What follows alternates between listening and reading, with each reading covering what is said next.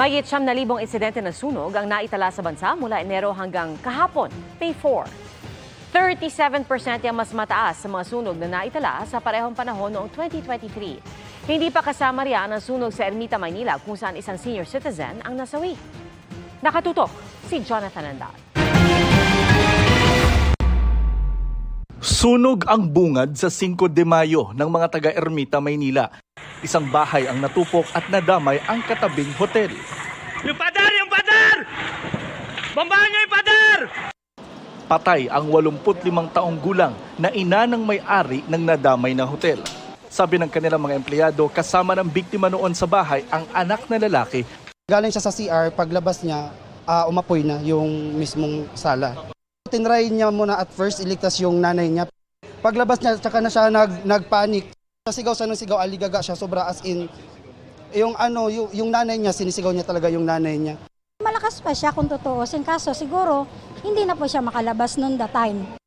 Hindi namin masakluluhan yung matanda. Hindi na kami nakapasok kasi sumalubong na sa amin yung apoy tsaka yung usok. Light material po kasi yung unang nasunog, ma'am. Kaya medyo lumaki yung apoy sa likod, tapos nadamay yung building sa harap. Sugatan ng anak ng biktima na nagtamo ng galos sa braso, gayon din ng isang bumbero at isang fire volunteer. Nakalikas naman at walang nasaktan sa mga guest ng hotel. Pero ang ilan sa kanila may mga gamit na nabasa at nawala.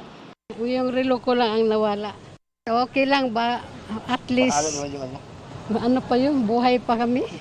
Wala talaga kami isa ni gamit na dala. Sabi ko, mahal yung gamit natin, mahal. Sabi niya ganun, hayaan mo na yung gamit, bumaba ka na. Ayun na, tagtakbuhan na kami sa baba. Dahil po mainit ang panahon, mag-ingat po tayo sa mga electrical wirings, sa mga cigarette butts, kasi yun ang parating pangunahing sanhi ng sunog. Para sa GMA Integrated News, Jonathan Andal, nakatutok 24 oras. Mga kapuso, patuloy na tumutok sa mga balita. Mag-subscribe sa GMA Integrated News sa YouTube. Sa mga kapuso abroad, samahan niyo kami sa GMA Pinoy TV at www.gmanews.tv.